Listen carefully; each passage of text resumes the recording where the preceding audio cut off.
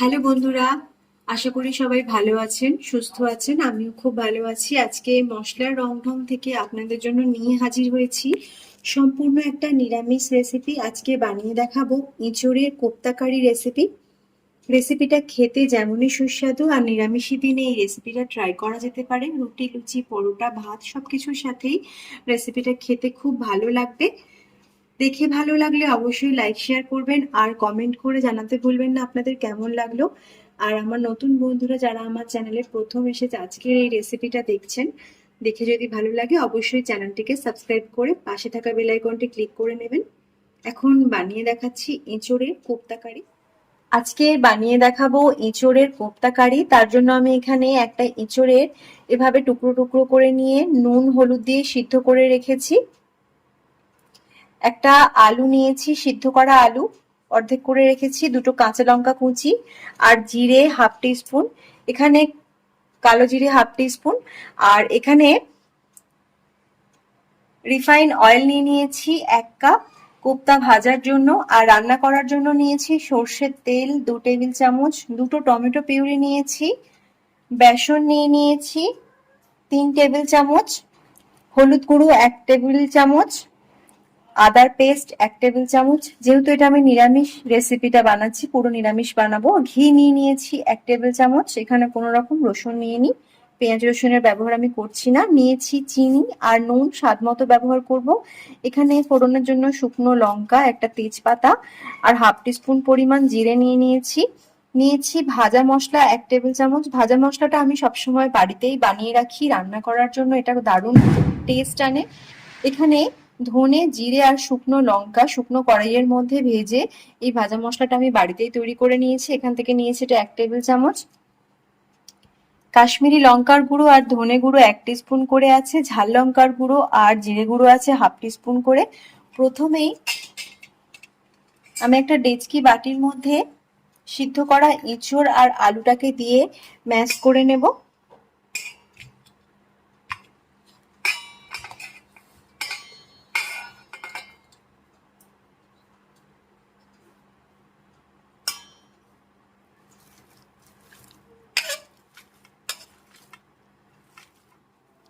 খুব ভালো করে ম্যাশ করে নিয়েছি।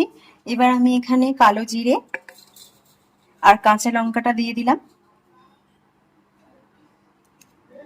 এখানে দিয়ে দিচ্ছি নুন আর দিয়ে দিচ্ছি চিনি, আর মিশিয়ে দেব বেসনটা কিছুটা দিয়েছি, তারপর প্রয়োজন মতো মেশাবো। আর ভাজা মশলাটা দিয়ে দেব। এখন সবকিছু একসাথে খুব ভালো করে মিশিয়ে নিতে হবে। এখন মেখে নিয়েছি, এবার হাতের মধ্যে একটু তেল মেখে নিচ্ছি কোপ্তা বলগুলো বানানোর জন্য।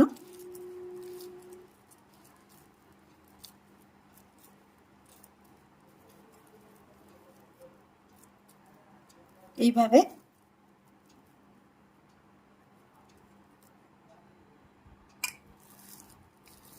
বলগুলোকে বানিয়ে নিচ্ছি। এবার কোফতার বলগুলো ভেজে নিতে হবে। তেলটাকে গরম করে নিচ্ছি। এখন তেল গরম হয়ে গেছে, এবার কোফতাগুলো বলগুলো দিয়ে ভেজে নিতে হবে।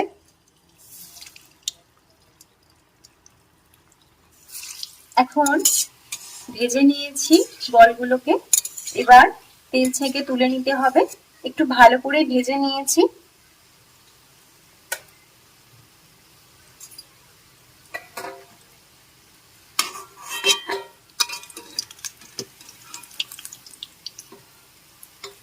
তেল ছেঁকে তুলে নিচ্ছি। এবার সর্ষের তেলটা দিয়ে দিলাম। কড়াইটা গরমই আছে, তাই আমি তেলের মধ্যে ফোড়নটা দিয়ে দিচ্ছি, ফোড়ন ভেজে নেব। আর কোপ্তা ভাজার জন্য যে তেলটা আমি কড়াইয়ের মধ্যে দিয়েছিলাম, তেলটা আমি তুলে নিয়েছি, কারণ রান্নাটা আমি সর্ষের তেলে করব। কোপ্তা ভাজার জন্য সাদা তেল ব্যবহার করেছিলাম। এবার আমি এর মধ্যে দিয়ে দেব আদার পেস্ট,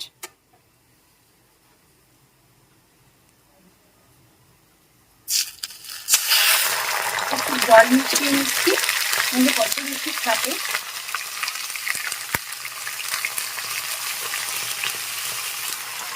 আদার পেস্টটাকে দিয়ে নেড়ে চেড়ে নিয়েছি।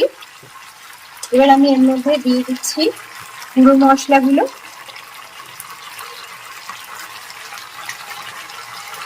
মিশিয়ে দিচ্ছি হলুদ গুঁড়ো। মশলাটা একসাথে দিয়ে একটু কষিয়ে নিচ্ছি। আদার পেস্টটা 1 মিনিট মতো নেড়ে চেড়ে কষিয়ে নিয়েছিলাম। গুঁড়ো মশলাটাও 1 মিনিট কষিয়ে নিচ্ছি। 1 মিনিট কষিয়ে নেওয়ার পর দিয়ে দিচ্ছি টমেটো পিউরি, আর এর সাথে দিয়ে দিচ্ছি নুন। এখন মশলাটাকে ভালো করে 2 মিনিট ধরে কষিয়ে নেব। খুব ভালো করে কষিয়ে নিয়েছি, মশলার থেকে তেল ছেড়ে এসেছে। এবার জল দিয়ে দিচ্ছি। গ্রেভিটা বানিয়ে নেওয়ার জন্য প্রয়োজন মতো জল মিশিয়ে নিলাম। একটু ফুটিয়ে নিচ্ছি আগে। এখন গ্যাসের ফ্লেমটাকে হাই ফ্লেমে দিয়ে গ্রেভিটাকে ফুটতে দিচ্ছি।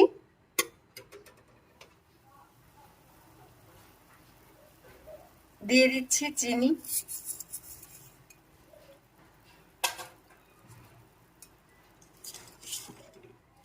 চিনিটা মিশিয়ে দিয়েছি। এবার এখানে আমি বলগুলো দিয়ে দিচ্ছি, কোফতার বলগুলো। কোফতাগুলোকে একটু ফুটিয়ে নেব। এখন গ্রেভির সাথে কোফতাগুলো মিশিয়ে 2 মিনিট ফুটিয়ে নিয়েছি। এবার আমি মিশিয়ে দেবো ঘিটা।